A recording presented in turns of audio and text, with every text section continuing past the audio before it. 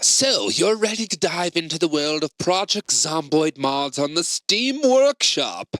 Prepare to discover the wonderful, the bizarre, the absurd, and everything in between. But before you dive in, remember, the people creating these mods are pouring their time and creativity into enhancing your favorite game. Blood, sweat, and tears go into these projects. Yet, what thanks do they often get? Let's take a look at the unique and sometimes challenging characters that populate the comment section of mods on the Steam Workshop. The Shit Poster. These commenters see the mod's comment thread as their personal playground. They flood the page with jokes, memes, and banter, treating the comment section like a stand-up routine or a social hangout. While a little humor can go a long way, these folks don't say anything that actually contributes or helps. They're not giving feedback, offering support, or even saying thanks. It's all jokes, all the time, without a hint of actual appreciation for the mod. The Log Dump Dude. The Log Dump Dude. If there's a problem with a mod, they're going to post the entire error log straight into the comments. And we're talking every single line. Sometimes split across multiple comments. They'll tag the modder pleading for help to solve a problem that's probably caused by a mod conflict in the first place.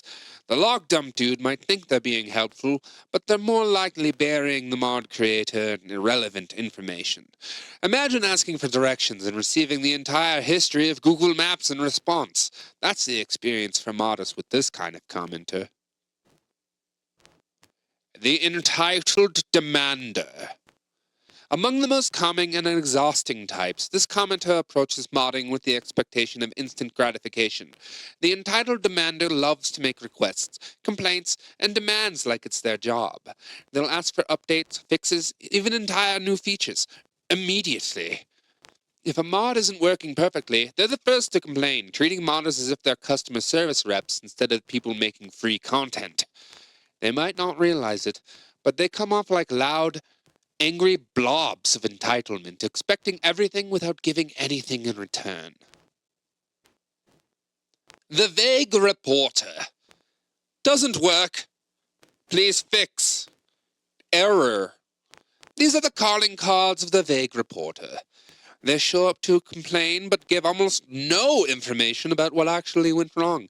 Did they read the mod description? Probably not. Did they try troubleshooting on their end? Definitely not. The Vague Reporter is all about minimal effort. They don't want to bother with the specifics, leaving the modder to play detective and figure out what might be going wrong for them. If comments had a difficulty rating, theirs would be labeled frustratingly vague. The Rude Reviewer. Treating comments like a Yelp review, this type of commenter sees mods as a product that they're entitled to criticize harshly. They might write something like, 1 out of 5 stars, this mod is trash, or don't use this mod, in all caps.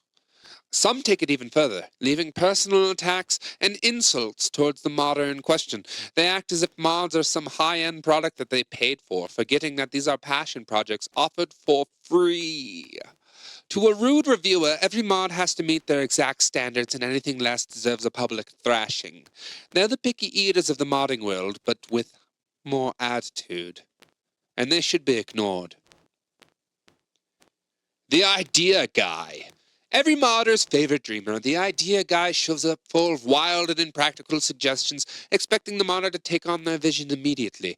They'll suggest adding entire new storylines, complex mechanics, or even new worlds, essentially asking for an entirely new game. While ideas can be inspiring, the Idea Guy often forgets that implementing all of these features is a massive time investment. Their comment threads could be pages long with all the cool ideas that they think should be added, but reality check, most of these ideas will remain exactly where they started, in the Idea Guy's imagination. The Unwanted Repairer. The Unwanted Repairer is here to help, whether the modder asked or not.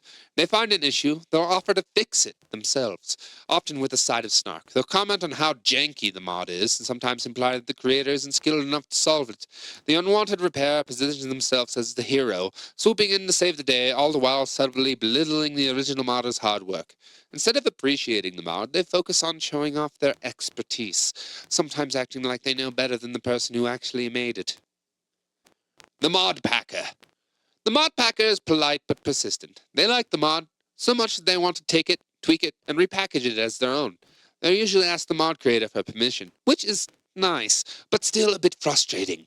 While it's good to show appreciation, asking to repurpose someone else's work can be more annoying than flattering. It's like asking a chef for their recipe so you can serve it as your own special dish. And finally, the one type of commenter you should aspire to be: the supporter. The true hero of the comment section, the supporter thanks the mod author for their time, creativity, and dedication. They leave kind words, a good rating, and even an award if they really love the mod. The supporter doesn't make demands, doesn't offer unsolicited advice, and doesn't take mods for granted. They simply express appreciation, making the modder feel valued and motivated. These are the rarest and most valuable of all commenters, and the reason why modders keep creating. Well, there you have it. The wild ecosystem of mod commenters on the workshop. Remember, mod authors are people too. They're offering their creations freely, for the love of the game. Be grateful for the time and effort they put into enhancing your experience. Not salty because it doesn't work exactly how you expected.